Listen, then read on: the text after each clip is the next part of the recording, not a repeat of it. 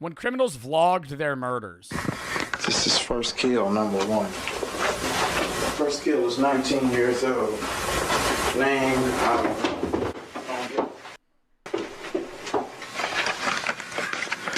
first kill was nice. Hello,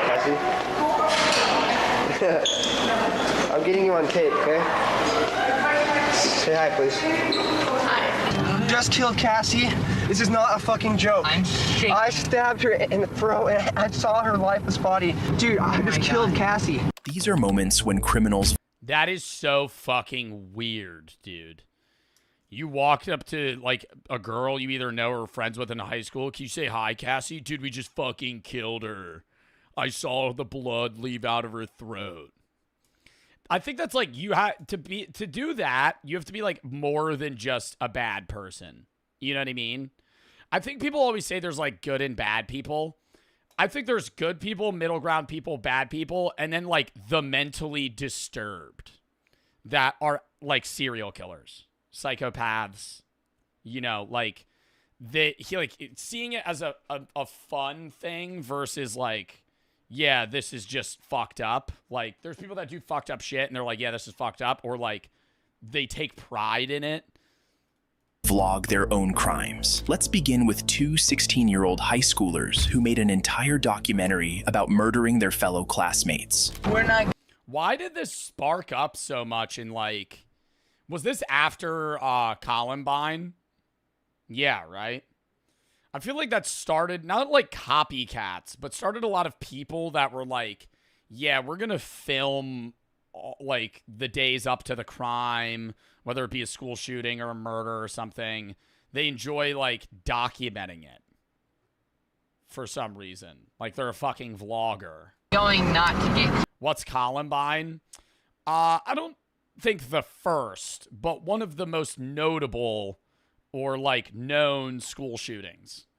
In this, Columbine was before like any of us were really born. Not really, but a lot of people in chat, including me. 1999. It was two guys. They would like record themselves. You could probably find a clip of it. And, yeah, these two. Eric Harris and Dylan Klebold. They, like, vlogged the fact. They were like, yeah, they basically, you know, knew they were going to do it in advance for, you know, months, days, however long it was. And they, like, vlogged, hey, we're going to go do this. And people ended up finding that footage later. I think they ended up dying at the shooting. I don't know for sure. Prince for the sub, Aiden for the 3. Just hit 315 on bench. Awesome. And Blaze for the sub. Caught, Ryan. If we're going for guns, we're just going to end it. We're just going to grab the guns and get out of there, kill everybody, and leave. We're going to make history. See, these kids are like, I never understand that mentality with school shooters of like the lust for being known and making it in the history books. Like, I don't want to say that you're immediately going to be forgotten and this is like the stupidest thing ever, but like do something good to be remembered than bad. Because the majority of people that are school shooters or murderers, you're going to get 10 minutes of fame. You're going to immediately be forgotten by the broad public. And you just affected whoever you killed's family negatively. And obviously the person that you murdered or people. Like, you're not famous. You're not cool, right? You killed 5 people, 10 people, 20 people, however many people you kill. You're just you're a school shooter, right? Like, you're a school shooter. You're like, that's not cool. Like, nothing. I don't understand that. Like, people idolizing these guys. Like, who was that Florida one that was like, they're going to know my name. They're going to know my name. They're going to remember me. Yeah, the families that you disturbed and ruined. But, like, outside of that, you're not going down into history books. You're not George Washington, right? You're not somebody that's going to be remembered in the next generation. You're just a fucking not an asshole. You're a disturbed person. You're a terrible human being. You just walk into a school and murder people. What the fuck are you doing? Chips for the 10 gifted. Thank them if you got a sub. Thank you for the 10 gifted. SM and SX for the sub. We're going to make history. For all you FBI agents watching this, quick enough. You weren't quick enough, and you weren't smart enough. On September 22nd, 2006, Brian Lee Draper and Tori Michael Adamczyk, friends who had bonded over shared interest in horror movies, especially the 1996 film Scream. Brian and Tori decided to... How do they bring that up as friends, though? You know? Genuine question. Like, because say you're friends with somebody, you're both disturbed people. Do you think one of them was just like, would you ever kill someone? And they were like serious? Tori Michael Adamczyk, friends who had bonded over shared interest in horror movies. Yeah, I think Sketty, you're right. I think they probably joked about it, and then it got more serious. They were originally probably like, yeah, you know, that would be crazy to be in the Scream movies. And then they probably got more and more obsessive with it, mentioned it more, and then they were like, oh, what if we actually do that? Especially the 1996 film Scream. Brian and Tori decided to copy the movie's plot by carrying out a real-life murder spree of their own, targeting their fellow female student Danny Dixon as the first victim. And we're going over to Danny Dixon's house. We're gonna go snoop around over there and try to see if she's home alone or not. And if she's home alone, splat! She did. Don't fear. People will die. Unfortunately for them, Dixon wasn't home alone, forcing them to abandon her as their first target and choose a more vulnerable target, someone they had easier access to. Dixon's house. It's clear out there in the pasture. We've already snooped around her house a couple times. She's not. But why do they want to do this? I don't understand. You know? I always say the why when we watch these videos, because there has to be a motivation, like attention, like they're lonely, they want fame, like what? Because you like there's a difference between wanting fame and being like, I want to murder my friends. That's like they're gonna kill people they know.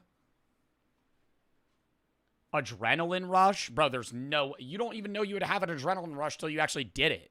Like, I mean, yeah, you would have adrenaline from killing somebody, but that's not. Like, you're 16-year-old, bro. I feel like most 16-year-olds are, like, fucking thinking about asking their girlfriend out and playing video games, right? Like, most 16-year-olds are, like, playing sports, video games, and trying to hit on women in their class. Not go, yeah, I want to go fucking vlog myself cutting people's jugulars open. Not home, so we're gonna go to the church over there. I don't think it's bad parenting either. I think there's a mixture of it. But I think there's a level of like, I don't know. I think there's a mixture for people that do shit like this. There's bad parenting that can account for people that become like robbers or even like murder to a degree or certain things.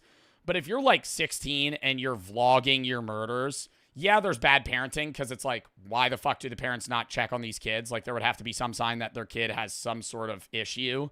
But also like, I don't know. What level of bad parenting would motivate somebody to do this? You know what I mean? Maybe. I don't know. And we're gonna call Killing a 16 is crazy. Like, your brains aren't even fully developed yet. I mean, your brain doesn't start developing until you're 25. Like, my brain's not developed yet. Fully. girl and a guy named Cassie and Matt. They're our friends, but we have to make sacrifices, so...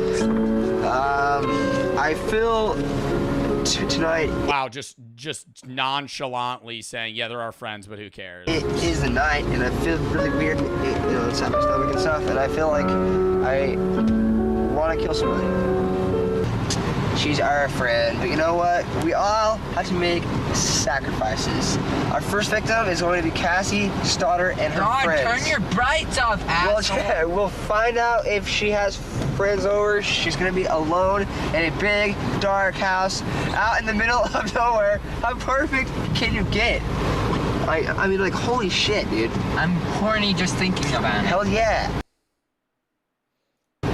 So we're gonna fucking So they're like turned on. kill her and her friends, and we're gonna keep moving on. I heard some news about Kirsten. She's gonna be home alone from 6 to 7, so we might kill her. If anyone types it, it's in sub only for the rest of the day. Yep, sub only for the rest of the stream. Yep, there we go. Then drive over to Cassie's thing. Type it, I'm banning you. Type it out, I'm banning you. Not the time. Type it in, I'm banning you. See you later. See you later. See you later. Actually ban them. Actually ban them. Actually ban them. I'm not even fucking around. I'm not even joking about that. That is not the time to rip a stupid ass meme. Ban them. Actually ban them from my chat. And scare the shit out of them and kill them one by fucking one. Hell yeah. Why 1 by 1? Why can't it be a 2 by 2 and 3 by 3? The two new targets Brian and Tori set their sights on were Cassie Jo Stoddard and her boyfriend, Matt Beckham, both high school classmates and friends of the boys. That night, Cassie wasn't home alone, which made it impossible for Brian and Tori to carry out their plan. However, they soon learned that Cassie would be house-sitting for her aunt and uncle at their remote home the following day, Friday, and would be alone for the entire weekend. While the couple was away on a trip, seeing this as the perfect opportunity, the pair resumed vlogging. How do you think they got in the house, though? Do you think they, like, knocked on the door? Because that's what's so weird about them knowing them. All right, now we're actually, mods, actually now we're banning, like, hundreds of chatters. I want to ban people, but chat, I need you to know, like, you're a sub to me, and I'm banning you. You're a 6-month sub because you want to spam 6-7 when we're talking about literal teenagers getting murdered, okay? Like, figure it the fuck out, right? They're like, actually, don't unban them. No, keep them banned because those are the shit chatters. Actually, I'm sorry. I don't care if you're a sub or not. I'm keeping it to sub only because there's going to be less people typing it, but you're a sub or not, you're the shit chatter, right? If you just got banned in my chat, you are what the YouTube comments complain about. When you go in a YouTube comment section on one of my fucking streams or one of my YouTube videos and you see the top comment go, wow, Joe's chat is utter fucking hell, it's you, okay? And now you're not allowed to talk in my chat anymore. I know you're a sub. You spent fucking $15 on the stream. Brother, I asked you nicely. I put it in sub only. I prefaced that you would get banned, and you still did it, okay? So you're banned. You're going to submit a unban request. I don't care. Don't even submit one, all right? Don't even submit one because I'm just going to instantly deny it. The next morning, even capturing footage of Cassie. Fucking idiot. Actually fucking idiot. Like, we'll get rid of him. I need this to be known. My mods ban 100 people a day. Easily 100 people a day. I get probably 50 to 60 unban requests every day. Instant deny 95% of them, okay? I will ban you from my chat. I don't care. I'm not Nick A30. This isn't a family-friendly stream where you're going to get banned for anything. But stop spamming meme numbers. Come on, right? I understand you think it's funny, but bro, we're fucking watching a video about two creepy ass high schoolers murdering their friends, and you see the numbers and just go, you're a fucking loser, bro. Oh my God.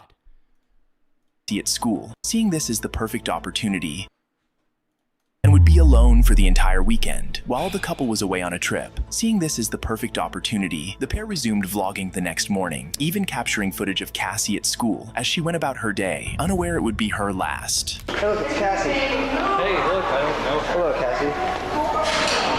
Cassie. As I was saying, though, I wanted to make a point and I got fucking interrupted. Do you think they break into her house, or are they just going up and being like, hey, Cassie? Because if they knock on her door and she sees them, she's probably going to open the door because she knows the people, right? It's not like a stranger. She'd be like, oh, why are they here? Especially in 2006. I think modern day, it's a bit different. If you had like a high school acquaintance just show up at your house, you'd be like, no. But then it was a lot more normalized for people to just like show up. I'm getting you on tape, okay? Like side conversation.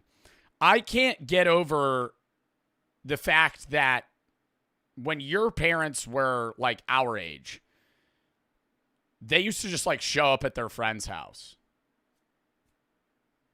No phone call. No, hey, I'm on my way. No planning. They'd just be like, is John home? Bro, that's way better. That would annoy the fuck out of me.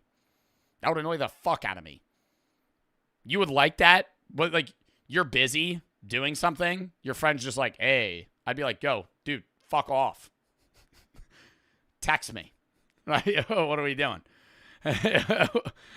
What year was that? I mean, I don't know. It depends how old your parents are. But I'm saying like pre-2000s, it used to be common for people to be like, just come home before. I'm telling you right now, I think it's like a mutually known thing that the majority of your parents, their like curfew was when the lights came on. If your parents are in their 40s or 50s, it was like once the street lights came on, you got to be home. But you could go anywhere and do anything before that. There was no worry about like, even though it happened, it was like, I guess not as known or not as prevalent. Like, you weren't worried about getting kidnapped. You weren't worried about a stranger like just randomly murdering you, right? You would just go to your friend's house. There was no phones. It didn't matter. You were just like, hey, be home before the streetlights are on. Say hi, please. Hi. Okay, see ya. Wait. I was raised that way. I'm 18. I think it's a lot different depending on where you live. Don't air that out, by the way. But I'm saying, like, if you live in a more rural area, like, say you live in Montana, Oklahoma, right? Somewhere like that. Yeah, I think it's a little different where it's like you could just kind of pull up to your friend's house or something. But if you're in a bigger city, you know, I think if you're in the Northeast or even, like, anywhere in Cali, Texas, etc., like, most of the time you're probably just not, like, you're not going to be raised off of, like, streetlights. It's going to be like, be home by this time. Have you seen Tori? He's supposed to meet me here at 7:30, and it's 8:19. He's an hour late. You don't even care, do you? Okay. See ya. Brian and Tori managed to trick their way into getting an invitation to watch a movie with Cassie and her boyfriend Matt at the house she was watching, which conveniently aligned with their evil plan. They accepted the offer, then went to the school library, where they further discussed and wrote down the details of how they intended to execute this plan. What is supposed to happen tonight, so hopefully I will prove her wrong. My dad was tonight. She's watching us. He's still watching us. I'm sorry. I'm sorry, Cassie's family, but she had number one. We have to stick with the plan. And she's perfect, so she's gonna die. Anyway, stop at Kirsten Barnes' house, probably. And we have a new victim now. Her name is Miranda Chacon. She started sleeping, so she told me to be quiet and to shut up, so now she's dead. I've always wanted to make a mark on her. She told you to be quiet and shut up, so now she's dead. Dude, that's like one of the things, like, this isn't even modern society. Number one, these kids are crazy. We've already said that. But I think it's so unnerving. I don't know if that's the right right word, but you ever meet somebody in public that's just an asshole and like you see they're being an asshole and you want to say something? And there's been times where I have, but every time I do that, I go, I'm an idiot for that. Like, obviously, I think it's a good thing to step in certain situations, but like, you have no idea. A lot of people will see videos. I've seen this shit on Twitter before too, or just like TikTok in general. Somebody being a nuisance on a subway in New York and everybody just kind of standing there doing nothing. And some of the comments will be like, I'd fucking vibe check that motherfucker. That crackhead's going to pull out a fucking knife and kill you. Okay? I think you need to know there's times where you just say nothing. All right? There's times where there's people that are in public and you just go, you just move on with your day, right? Because there's people that have nothing to lose. There are people that are literally just like, I don't care. Like, they'll kill you over something small. And I think, obviously, those people need help, right? And to realize that that's not worth it. But even in, like, road rage, motherfucker, you get an offender bender, they're going to pull out a gun and kill you. What are we doing, man? Now you're going to serve life in prison over a fucking small thing, something that might have ruined your day or your week, but now you're going to fucking let it ruin your life? I don't know. Air R Lock and Curve for the sub, City for the sub, Freddy for the 3. First sub said Abyss, don't really understand that shit. Sim, MCC and CB for the sub, Prob, Ruis Dookie, Gummy Hells, Icy, Sub, Aya, Super Mr. Loyal for the sub, Buddy for the 3. Love the videos. Thank you. TB for the raid, Zach and Scully for the sub, Real for the 3. Really appreciate your advice, but watch this is 2020. Want to be as big as you one day. I was wondering what advice you would have for upcoming streamers. Post on all platforms, trying to transfer your audience over, make content in general that is appealing, that's outside of just streaming. So people understand your personality and then want to watch you live, because it's a lot easier to like somebody edited down than live.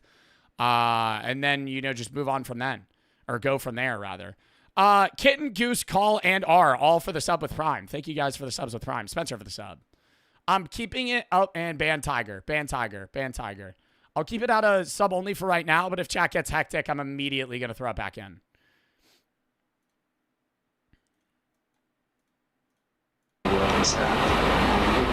And this is a good way to do it. That night, Brian and Tori arrived at Cassie's aunt's house under the pretense of watching a movie. Before settling in, Cassie and Matt showed them around, and yeah, mods, actually keep banning them. No, like, for the rest of the stream, if anybody types those two numbers, you're getting banned. Like, I'm saying that. Not because I don't like the meme, but because, like, you're just trying to be a nuisance for no reason because you understand that this is a serious thing where those numbers popped up and you think it's funny. It's annoying. Fuck you. Right? There's a difference. You could do it any other stream. I don't care. Today, you're getting banned. All right? during the tour, Brian and Tori left the basement door open so they could return later to carry out their evil plan. Then, I need to rewind.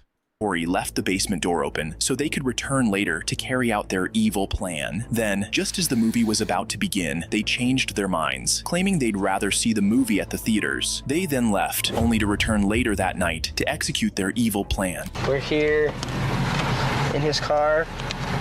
The time is 9:50, September 22nd, 2006. Unfortunately, we have the grueling task. Lock in, lock in, lock in, lock in, lock in, lock in. Jeer, Goose, Kitten, and Spencer for the sub. Goose, Call, and JR for the sub. Type locked in. I will throw it back in sub-only mode. Stop spamming L chatter. Stop spamming shit. Just fucking lock in. All right? Crazy for the sub. Of killing our two friends. And they are right in that house just down the street. Are they going to kill both of them? We I thought there was only one person in there. just talked to them. We were there for an hour. But We checked out the whole house. We know there's lots of doors. There's lots of places to hide. I unlocked the back doors, so it's all locked. Now we just got... I don't want to say... I mean, like, bro, these kids are weird, right? I'm surprised that she even let them over to begin with. Right? Obviously, it is not her fault, right? I'm just like, these kids are creepy, right? They're I would not be friends with a kid like this in high school. Gotta wait, and yeah. Not like creepy, like nerdy or weird or socially awkward. Creepy, like they'll kill you creepy. We're really nervous right now, but you know, we're ready. we're listening to the greatest rock band We've ever, waited for this for a long time. Pink Floyd, before we commit the ultimate crime of murder. You think they're still alive? We waited for this for a long time. Because I don't know. A lot of the time when this shit happens, they end up killing themselves after. A long time. We'll stay tuned. Brian and Tori returned to the neighborhood and parked a block away, then slipped back in through the unlocked basement door. After wearing their costumes, they tried to bait Cassie and Matt downstairs by making loud noises, and, when that failed, flipped the circuit breaker to plunge the house into darkness. Still no one came, so they flipped the power back on. Feeling uneasy, Cassie asked her boyfriend Matt to stay overnight, but when Matt's mother arrived around 10:30 p.m. to pick him up, she refused to let him stay and instead invited Cassie to come with them. Cassie declared, Wow. Do you think the mom would have some level of guilt there? Because, I don't know. I think if the boyfriend stayed, there's a chance that they would have failed. Because even if they have a knife, you know, like... choosing to stay behind and fulfill her promise to care for the house and pets. Once Matt I mean, there's no way she would have known, though. and his mother had left, And she did invite them to stay. Brian and Tori crept upstairs, Or to come over. armed with 4 hunting knives they'd bought earlier, and stabbed Cassie over 30 times, tragically ending her life. We just killed Cassie. We just left her house.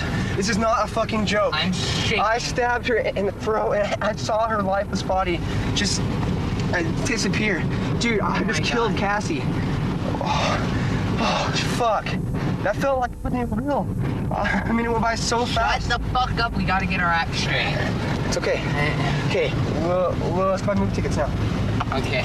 As soon as they'd killed Cassie, Brian and Tori rushed to the movie theater to buy tickets and attempt to manufacture an alibi. 2 days later, Cassie's body was discovered by her cousin after her aunt and uncle returned from their trip. A police investigation began, and after clearing initial suspects, including Cassie's boyfriend, who had a solid alibi from his mother, attention turned to Brian and Tori, who had also been at the house that night. Well, and then the boyfriend and the mom would also have said, yeah, we were hearing weird noises downstairs, and then the circuit breaker also got flipped. Didn't take long for investigators to spot inconsistencies in their I'm surprised they didn't do like a room scan downstairs. You know? Like, if you were house sitting and you heard some shit and then the mom came and you were like, yeah, there was stuff in the basement, I would be like, I'm not going to leave her without even checking. Stories. Although didn't attention turn to Brian and Tori, who had also been at the house that night. It didn't take long for investigators to spot inconsistencies in their stories. Although Brian had admitted on tape to slitting Cassie's throat. I stabbed her in the throat. Just moving for. I thought it was like this. I thought it was guilty case, you know, like yeah, it's guilty. They're trying to, you know, he's trying to splash at her and she wouldn't take at all. And he said, we have to kill her. I can't believe I did this. And what? They're not even trying to say that they weren't there. He's trying to blame the other guy and say that he didn't kill her and that the other, is he ratting on his friend? I think he's trying to say his friend killed her and made him do it. You know, he's trying to splash at her and she wouldn't take at all. And he said, we have to kill her. I can't believe I did this. And he said, we have to kill her. And so we stabbed it out of the way, and then he kept. I heard it go in. I heard the chest, like pound on the chest. Wow, dude, that makes me hate him even more. I feel like he's bragging about it. He's bragging about it on film, and then he's like, "No, I didn't kill her. My friend did." Supposed to happen. It's supposed to be a joke.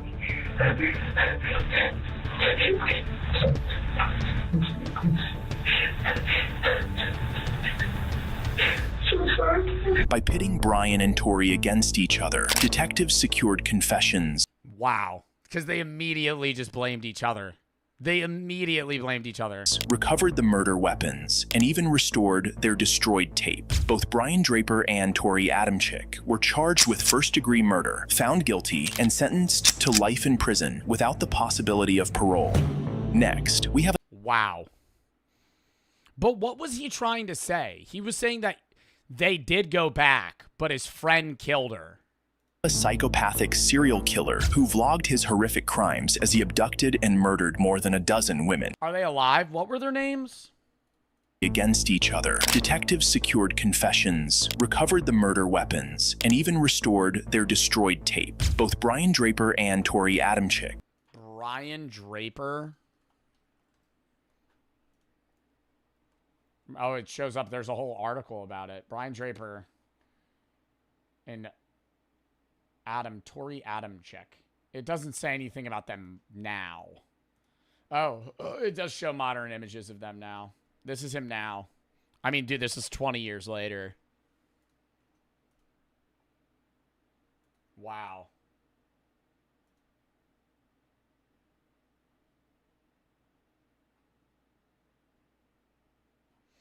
I always wondered, do you think they would get, like, parole for that? Because even if they get life in jail without the possibility of parole, that would be, they would still get out unless they got true life in prison. Recovered the... Do you think they regret it now?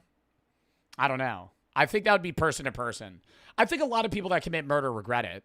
I think there's an even line. It's a case-to-case basis. I think some people go, if you kill somebody, you can never feel bad. You're always going to be a murderer. And you would be a murderer. But I think there's people that do regret and feel bad about killing people. But when you're that, I guess, like, fascinated, like, they're fantasizing about it. You know what I mean? Like they were envisioning themselves as like movie stars and shit. I don't know if they feel bad about that. I think there's a difference too between like regret and getting caught and feeling bad. I think those are two different things. And I think a lot of people might regret.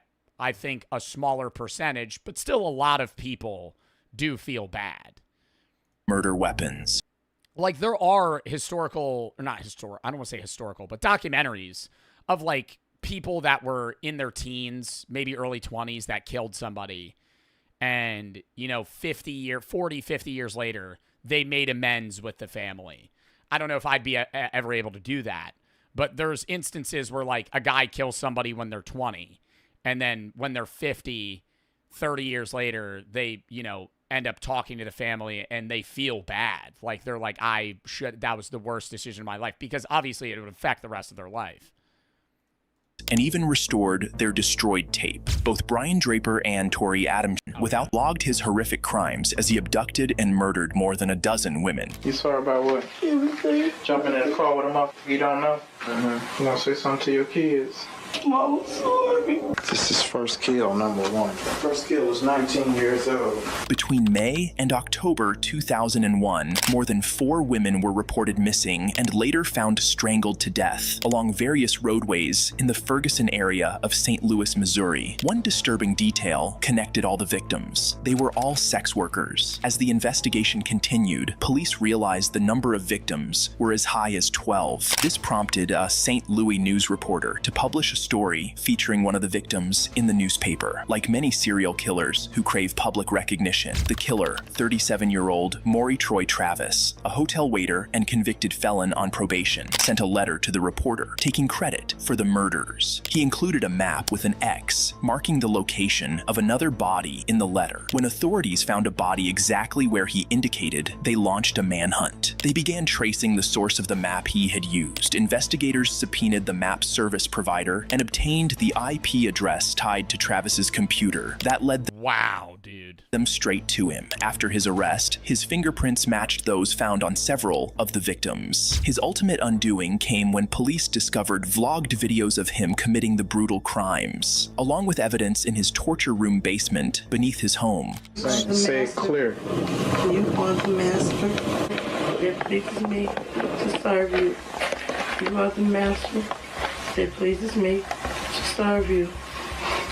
Stop what? You are the master that pleases me to serve you. Man, you sit your ass down like I said. You sorry? Yes. You sorry about what? Everything. Jumping in the car with a motherfucker you don't know? Yes. You sorry? Yes. You gonna say something to your kids? Mama, sorry. Who raising your kids? Me and my mom and dad. You ain't raising shit. You on here in your back smoking crack. Because you ain't going home long. I'm gonna keep you about a week. This is first kill, number one.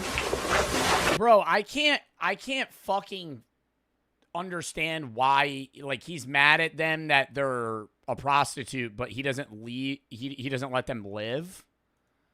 Like, you're trying to get them to learn a lesson. You're saying, oh, I'm sorry, but then you murder them.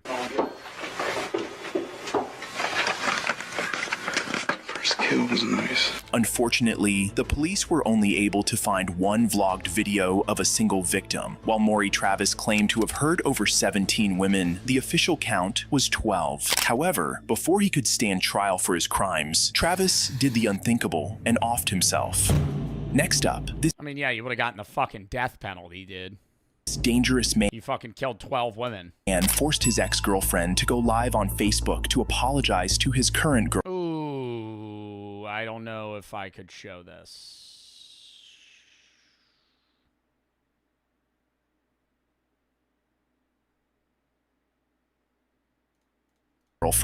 Only to murder her during the live stream. I ain't have no business going off like that, but... See right there. See right there. Everybody want to be famous. I'm going to make you famous. Stop jumping.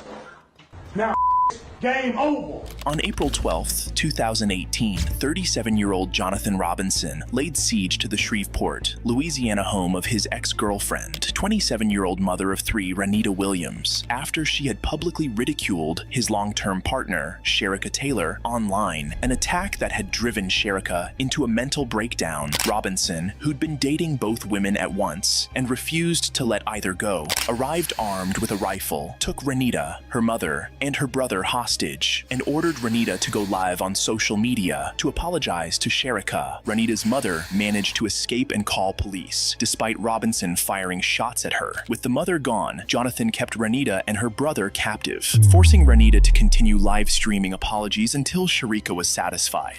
Hey, y'all. Until Sherika was satisfied, so the woman was involved in it as well. She was telling him to go to her house and fucking, like, force her to apologize. This no. I apologize for going live on Rika.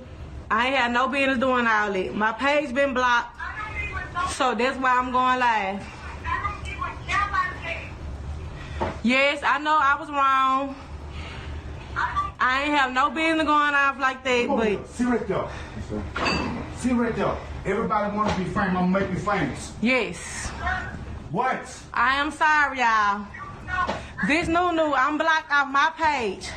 So I had to go out live on Moisture Farm. I ain't had no intentions of going live like that. I apologize to everybody. Yes. What? No, Yes, that's her. Let me see the phone, son. No. Yes. Yes, Aunt Lola. Man, you think I'm worried about the police right now? Huh? You think I'm worried about the police right now?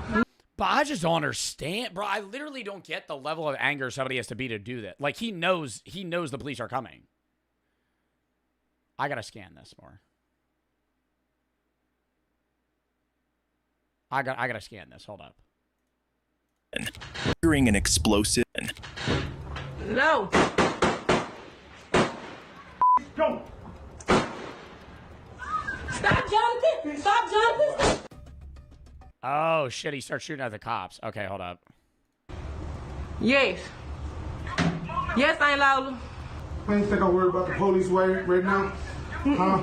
You think I'm worried about the police right now? No. I tell you, I don't give a about no police, you heard? Mm-hmm. Play over me. This word pull up right now. Pull up. If you want to be famous, I'm going to make you famous. No. You want to be famous? I'm going to make you famous. No. No. Everybody want to be famous, let's be famous today. Okay. Huh? I do. Yes. Telling you I get on these bitches level.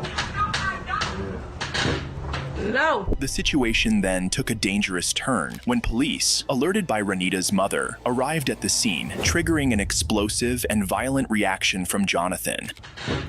No. Go. Stop, Jonathan. Stop, Jonathan.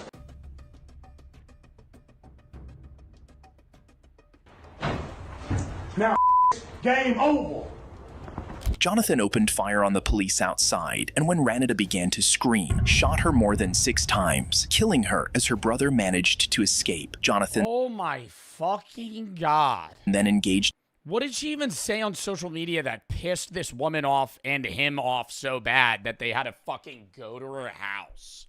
in a standoff with the police that lasted for over 80 minutes before Sherika, the woman he had just murdered Renita for, convinced him to surrender. She should be charged too. The fuck? He fucking forced this woman to apologize to her on social media because she fucking got upset. Like, I understand people could be talking shit, but like one person just talk shit on you on Facebook so you get your boyfriend to go fuck. And I mean, he's dating both of them at once. To the detective office, the top lodge, and we'll be up there. And you want to go, and I'll meet y'all there. Hey, And in a scene that would leave anyone shocked, officers then allowed Jonathan, who had just murdered a mother of 3, to share an intimate moment with Sharika, the woman he killed for, after she had arrived to the scene. That's y'all's words, right, Jonathan?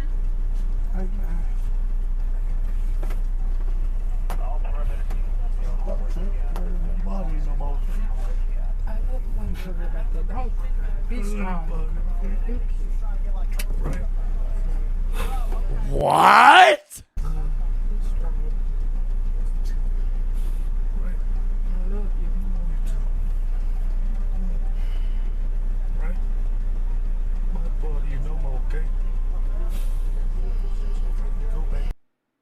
Go back to Texas, take care of the kids, take care of yourself. But what the fuck? Why couldn't you just? I really don't understand this. I really don't understand this. He needed to fucking kill this woman so she would apologize. Take care of the kids. Take care of my kids. I'll be to see you today, okay? Jonathan was arrested and charged with second-degree murder, being a felon in possession of a firearm, and simple criminal damage to property. He ultimately took a plea deal, life without the possibility of parole, to avoid the death penalty. Up next, this man vlogged his plans, actions, and escape as he executed his wife and daughter, and then set their house ablaze with them inside. What? He killed his family? Up next, this man vlogged his plans, actions, and escape as he executed his wife and daughter, and then set their house ablaze with them inside. I just feel like I'm getting knocked back every time financially. My wife is just gonna suck all the money out that I have. On April 22nd, 2012, King County Sheriff's deputies and the fire department rushed to the burning home of When? 2012? 41-year-old Peter Keller, his wife Lynette, also 41, and their 18-year-old daughter Kayleen in North Bend, Washington, after several neighbors reported the house was on fire. Firefighters quickly extinguished the flames before significant damage occurred, but what they found inside... Was he why is he vlogging this? So is he trying to commit like insurance fraud so he doesn't have to get a divorce or something? He's saying his wife's going to take all the money he has. So is he going to try and kill her and then set the house on fire so it comes off as like a natural death and then he gets money out of it and doesn't have to pay for his kids and his wife? It was shocking. The bodies of Lynette and Kayleen, both shot to death in their beds. Peter was nowhere to be found, leading authorities to initially...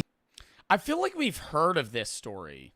Did we see this in another video? If I'm right, I think he hides in the woods for like 2 weeks and then they find him. Suspect he might have been a victim or abducted. That changed when investigators discovered tapes, computer files, and drawings soaked in gasoline, suggesting an attempt to destroy evidence in the fire. The tapes revealed that Peter was not a victim at all, but the killer. He had murdered his wife and daughter, planned to burn down the house, and filmed his entire scheme. The tapes also revealed a hideout Peter had prepared in the woods, giving authorities their first clue as to where they might begin searching for him. This is something I wanted to do probably since I was a teenager.